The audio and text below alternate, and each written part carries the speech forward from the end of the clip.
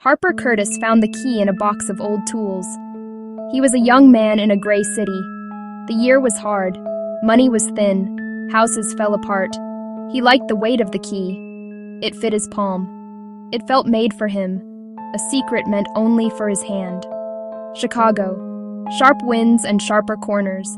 A cold promise pulled at him. He pocketed it without a second thought. The key opened a small door in an empty house. The door was clean. It had no dust. He stepped through and saw a hallway that wasn't his time. The light was wrong. A clock showed a year that hadn't happened.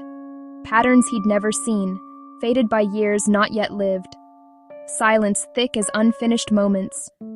He walked on, touching time he did not own. He chose bright women, his shining girls. They were like lamps, full of hope, students, singers, waitresses, painters. He watched them from other times and learned their habits.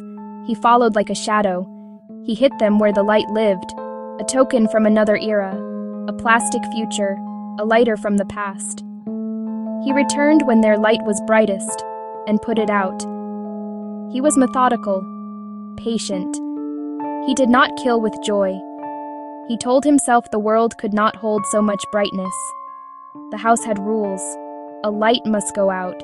A bright life must end. He accepted the price for his impossible gift. The house remained perfect, his anchor outside the years. He did not age like the world. The house preserved him. In 1989, Kirby Mizrachi survived what should have ended her. Kirby could not forget. The fear sat in her like a stone. She learned to watch windows and mirrors. She learned to lock doors twice. She wrote the years she survived and hid the book. Time itself felt unstable beneath her feet. A car too new for the street, a song not yet released. She felt the ripples of his passage. She met a reporter named Dan. He had written about crime and lost his spark. He knew cold cases. He knew loss. He believed her when few could. Together they found the same cold logic across decades. Anachronistic objects linked the dead, a trail that defied law. Fear stayed, but rage gave her focus. She would make him answer.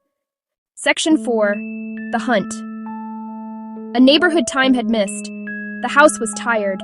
Her hands trembled, but she walked sure. A low wrongness radiated from within. The smell she remembered. Dust. Something ancient. Inside, a small clean door, blade-bright keyhole. She wanted proof. A hallway against time. A star of light at its end. Walls moved, colors bled, potential crackled. Echoes of then and now and years to come. He looked surprised, but not afraid. He'd expected her. Dan was noise. This was his impossible castle, but she was the glitch he could not bind. Section 5. The Cost. Section 5. The Cost. She spoke his name, told him about the girls, said she would not let him go on. He had lived by the house's logic, never confronted by a survivor. He could run forever, or face what he'd taken.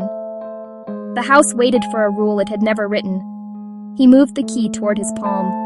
Time dropped and split, thin as glass. He looked at Kirby with new eyes. He said, "I was never meant to stop." She had names, faces, proof. She wanted the world to know. He died in the hall between times. The house closed the door. The key waited. It felt wrong. It felt like a promise. The cost would keep going. Next time, she would be the one waiting.